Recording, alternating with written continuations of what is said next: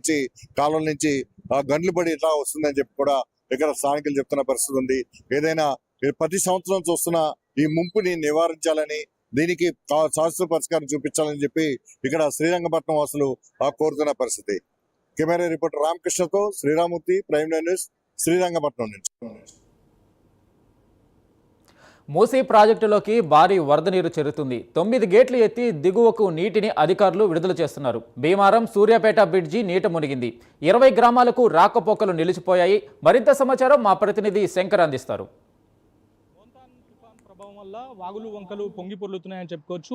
ఉమ్మడి నల్గొండ జిల్లాతో పాటు హైదరాబాద్లో కురుస్తున్న వర్షాలకు మూసీ ప్రాజెక్టు నిండుకుండలా మారింది. దీంతో మీరు విజువల్స్లో చూసుకోవచ్చు. కేతపల్లి మండలం భీమారం గ్రామం వద్ద ఉన్న ఈ వంతెన ఏదైతే ఉంటుందో వంతెన పై నుండి అయితే నీళ్లు వెళ్తున్న పరిస్థితి కనపడుతుంది. దాదాపుగా సూర్యాపేట వయా భీమారం మిర్యాలగూడెం వెళ్ళే రూట్ ఇది. దాదాపుగా 20 గ్రామాలు ఉంటాయి. 20 గ్రామాలు వెళ్ళే ప్రయాణికులు చాలా ఇబ్బంది పడుతున్నారు ఈ నీళ్లు పోవడం వల్ల. దాదాపు స్కూల్ పిల్లలు కూడా స్కూళ్లకు బంద్ చేసి ఉన్న పరిస్థితి కూడా కనపడుతుంది. సో ఈ వంతెన దాటి వెళ్ళడానికైతే వెళ్లకుండా వెళ్ళాలంటే దాదాపుగా కొప్పోలు వయా సూర్యాపేట వెళ్లాల్సి ఉంటుంది. దాదాపుగా 30 కిలోమీటర్లు అదనంగా వస్తుందని చెప్పేసి గ్రామస్తులు చెప్తున్నారు. వాళ్ళు ఏదో నిత్యం చేసుకునే పనులు, అలాగే స్కూల్కి వెళ్ళే విద్యార్థులు కూడా వెళ్లకుండా ఈ గ్రామంలో ఉంటున్నారని చెప్పేసి గ్రామస్తులు చెప్తున్న పరిస్థితి కనపడుతుంది. మనతో పాటు మాట్లాడడానికి మొత్తంగా ఈ గ్రామానికి భీమవరం గ్రామానికి చెందిన కొంతమంది గ్రామస్తులు ఉన్నారు. వాళ్ళని అడిగి తెలుసుకునే ప్రయత్నం చేద్దాం. అన్న చెప్పండి, అంటే మూసీ ప్రాజెక్టు గేట్లు తీయగానే నీరు బ్రిడ్జి మించి వెళ్తుంది. ప్రతి సంవత్సరం ఇదే పరిస్థితి?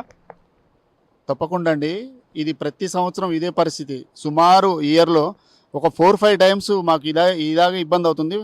అయినప్పుడల్లా మినిమం ఒక 10 days వరకు రాకపోకలన్నీ బంద్ అవుతున్నాయి.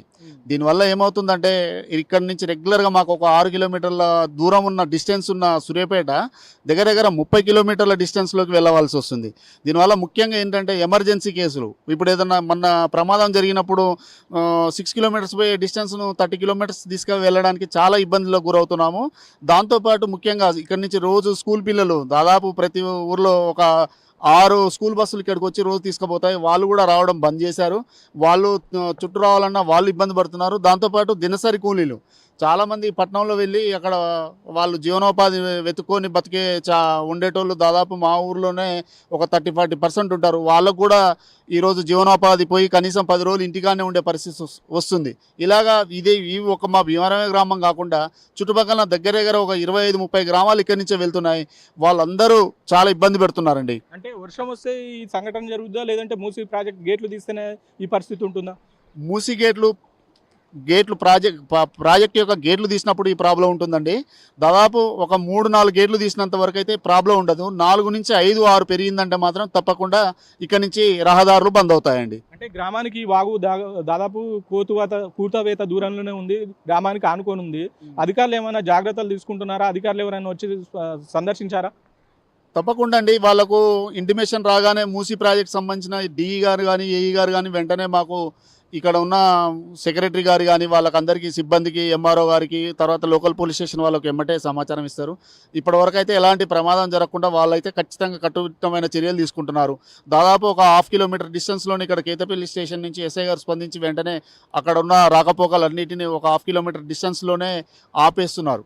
అంటే మీరు పట్టణానికి వెళ్ళాలంటే దాదాపుగా మీ భీమారం నుండి సూర్యాపేటకు ఒక 10 నుండి 12 కిలోమీటర్లు వస్తుంది, అంతేనా?